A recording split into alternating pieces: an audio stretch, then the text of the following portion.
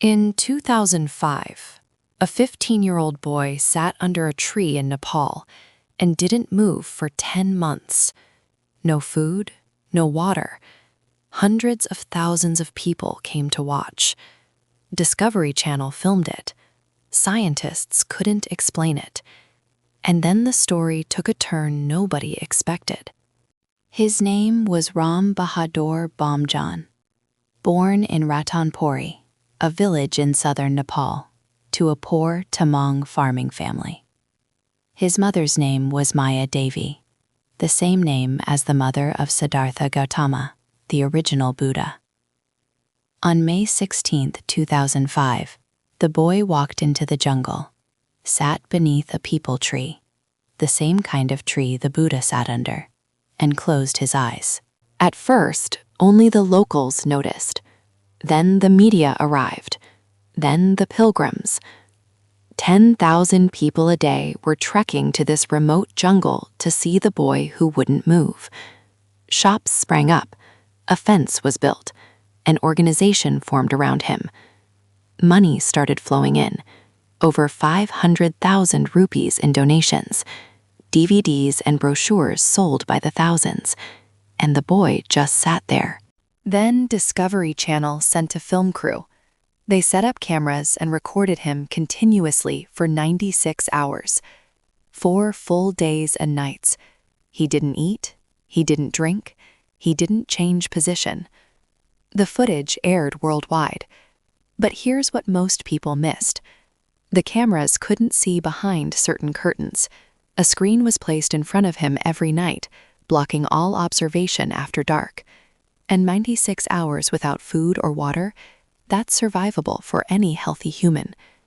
No scientist was ever allowed closer than 5 meters. The Nepal Buddhist Council weighed in. Their president said, "We do not believe he is Buddha." Even Bomjon himself told followers, "Don't call me Buddha. I don't have the Buddha's energy. I am at the level of a Rinpoche." But the crowds didn't care. Nepal was emerging from a decade-long civil war. 17,000 people had died. The monarchy had just collapsed. And into that vacuum walked a boy who promised something no politician could. Stillness. Then he vanished. March 2006. The fence around his enclosure was cut open. His clothes were left behind. He reappeared 8 days later and told village elders, "There is no peace here." He said he would meditate in seclusion for 6 years and return with wisdom. But what he returned with was something very different. He gave himself a new name, Maitreya Guru, then Mahasambodhi Dharmasangha. He changed Buddhist robes from red to blue. He founded his own religion, Maitreya Dharma, and built an organization with offices in Nepal, the United States, Canada, and Japan. He attracted a former state minister as his chairman. He acquired property worth an alleged 827 million rupees. And then, the reports started coming in. In 2007, he attacked a young shepherd with a sword. In 2010, he beat 17 villagers with an axe handle. His own sister, 13 years old, was held at his compound against their mother's wishes. His brothers said they were beaten and held captive overnight. Journalists who came to investigate were assaulted. Their cameras were destroyed. In 2012, a Slovakian woman was kidnapped from a hotel by 2 of his followers, taken to his compound, chained to trees for 3 months, beaten and sexually assaulted. She was accused of witchcraft. Police eventually rescued her. Her wrists were broken. Her neck and ankles were scarred from chains.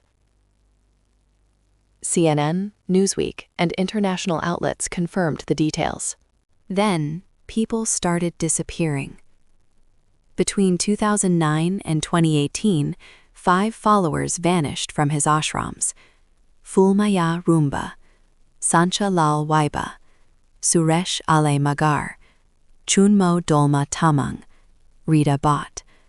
Their families filed police reports. An eyewitness told investigators that one of them was beaten to death on Bomjon's orders. None of the 5 have ever been found. In 2018, a young nun came forward. She had been 13 when it started. She said Bomjon had raped her repeatedly for nearly 2 years inside his ashram. In 2024, police finally caught him in Kathmandu, trying to escape by jumping from a window. They seized 33 million rupees in cash and foreign currencies from 17 different countries. He was convicted and sentenced to 10 years in prison. Then, in March 2025, a high court overturned the conviction. The reason? The statute of limitations had expired. He walked free in April 2025. The Attorney General has appealed to Nepal's Supreme Court. A separate money laundering case remains open. The 5 missing followers remain missing. And his organization? It still exists. The website is still live. This isn't just a story about one boy.